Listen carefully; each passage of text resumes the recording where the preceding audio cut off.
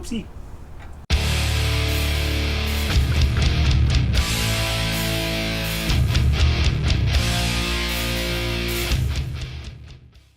Okay, it's time for a little update.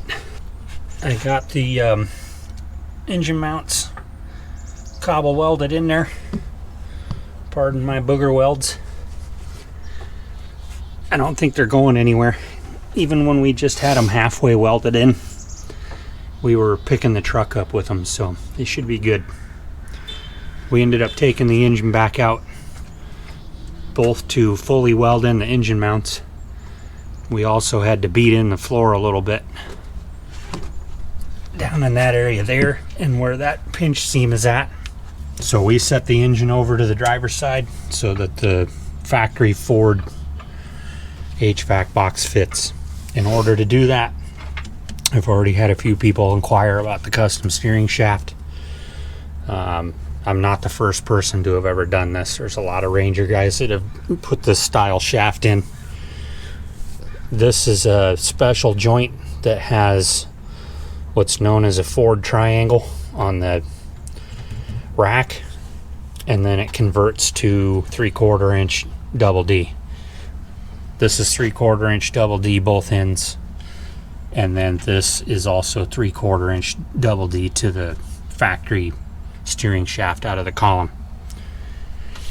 Anytime you have 3 U-joints in the steering shaft, you have to have some kind of support bearing in it, or it'll just flop all over the place. So I welded in a piece of 2-inch C-channel down to the frame at the shock tower, and there's not a, once this is set in place, there's not a lot of load on it, but it still needs to be fairly strong.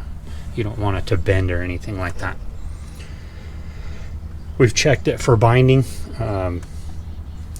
It seems like when it's unloaded, it's smooth as butter. I've tried turning it with no power steering in the gravel, and it kind of has a little bit of a loose tight feel to it.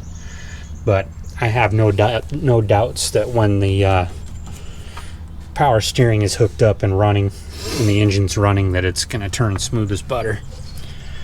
Should be good.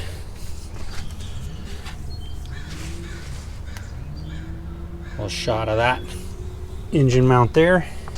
So these are oh man, I'll have to look it up on Amazon. These are Amazon LS swap engine mounts.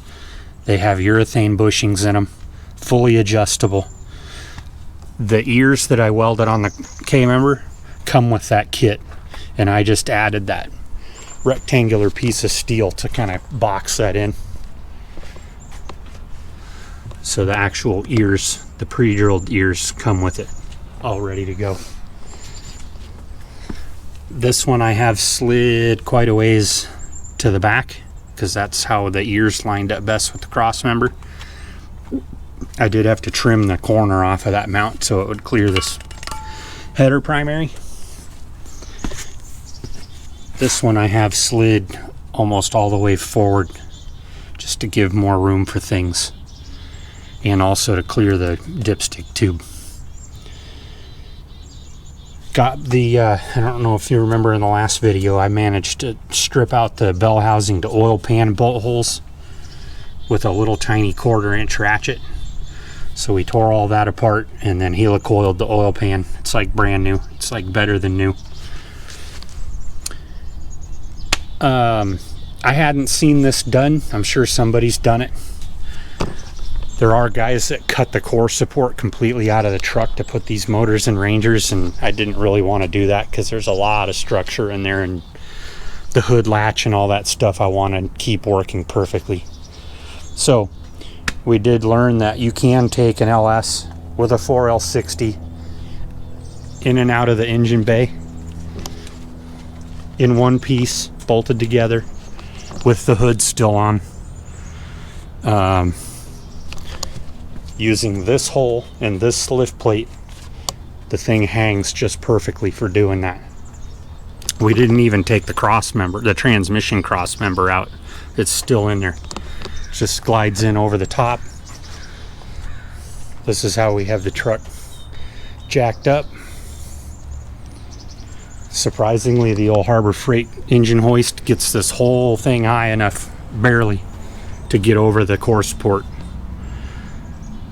So that's what we're ready to do. We're going to put this engine back in for the last time. It ain't coming back out.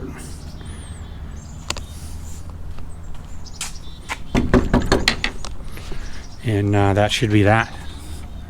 So I'm just going to set the camera up on the fence over there, I think, and this will look a little bit, hopefully, a little smoother and less silly than when we first attempt it. You always learn things better as you go. Here's the angle that we're working with, and I do have to help it over the core support, so the engine hoist winds up in between the water pump and the cylinder head. Oh, I forgot to show you our other trick. We have the hood ratchet strapped to the bed over the cab. That gave us another, I don't know, 6 or 8 inches of hood clearance.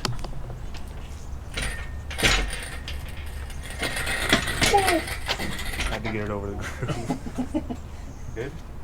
You might have to back up a little bit because I can't move. Okay. Good. I remember it was pretty much riding on the firewall all the way up. I'm hoping to not scratch the living crap out of it. Once with the bags. Let me scratch it a little bit. Down. Go ahead.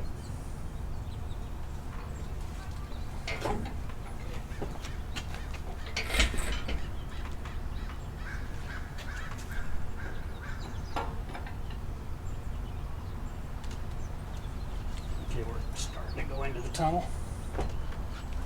Go down more. Yes.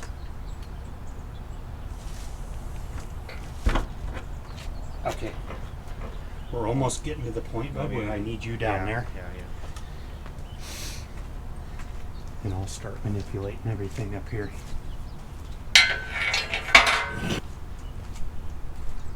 So somehow, oh, I think it's just steepness. So I'm going to kick it back over.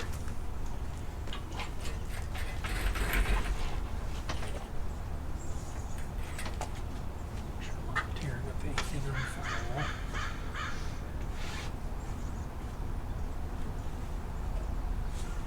Okay, can you pull down on it?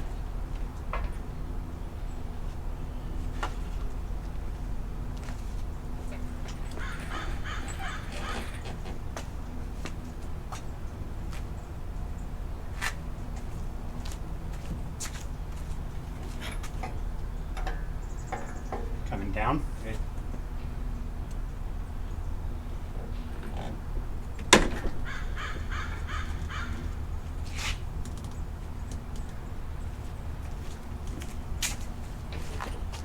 Now to the point where I need to push up when you come down. Okay, I just got the balancer past the core support, Okay.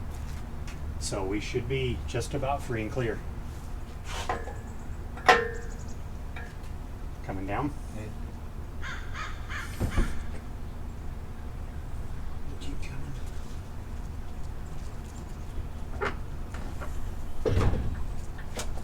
This thing picks up speed sometimes. I don't like it. Everything's looking good up here. Down here.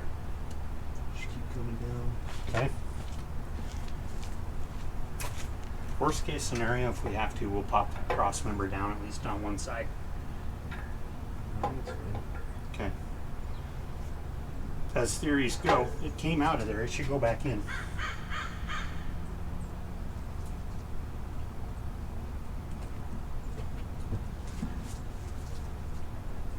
You good? Yeah, keep coming. Okay. Okay, I'm going to kick this over.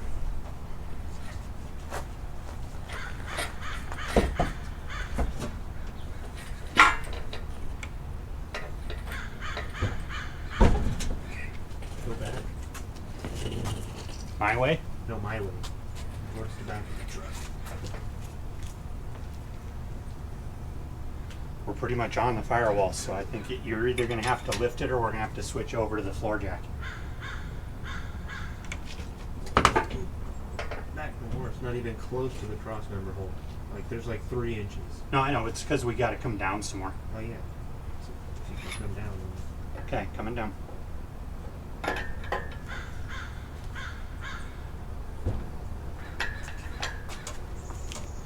It's not even close to being centered up.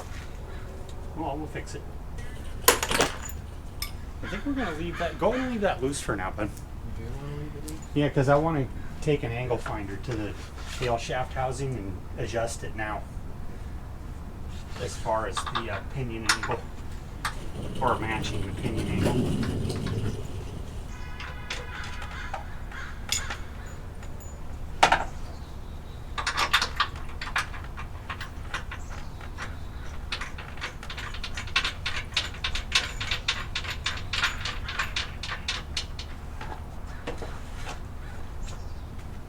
One bolt in. I was wondering if it was going to do that.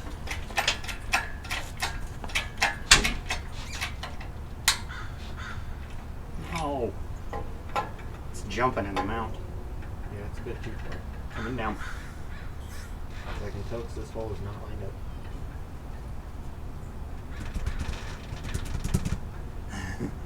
So step. I need to move the ladder. I don't want to go anymore because it's just going to fall through.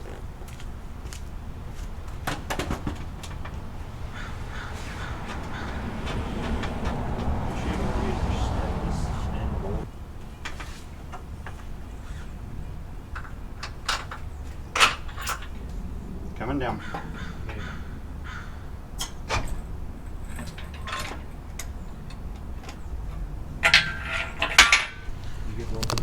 Yep.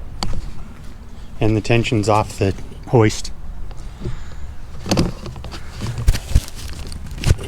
So that's what it looks like dropped into the chassis.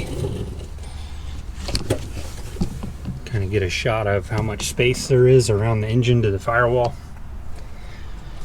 And then let's go look at the steering shaft.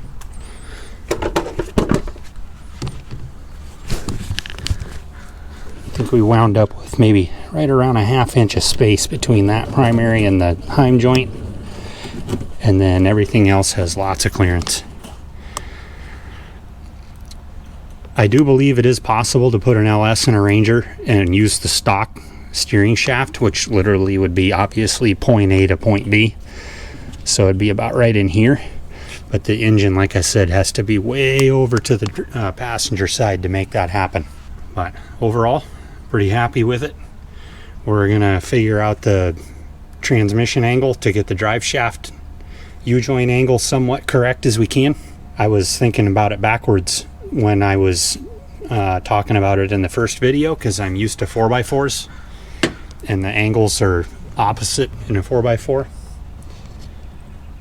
So I think I may actually need to lower the transmission all the way down and not raise it up. But we got the NNBS intake fully installed. We did have to do some bashing of the firewall, probably around a 1/2 inch maybe, in 2 or 3 different spots to get this intake. It's really tall to slide all the way back into position to where the bolt holes would line up, and then we still had extra clearance around it so there's no rubbing. Had to make a little extra bash in the firewall right there so that we can try and get somewhat of a 90-degree molded hose on the back of the manifold for the brake booster. Got a brand new set of billet Holley EFI truck-based fuel rails. I'm going to be running factory GM 30-pound injectors from Gen 4 5.3. I think these were out of a GMC Envoy of all things. Supposed to be only like 100,000 miles on them, but who knows? They did come from a wrecking yard. Got those ultrasonic and cleaned up, new O-rings, ready to go.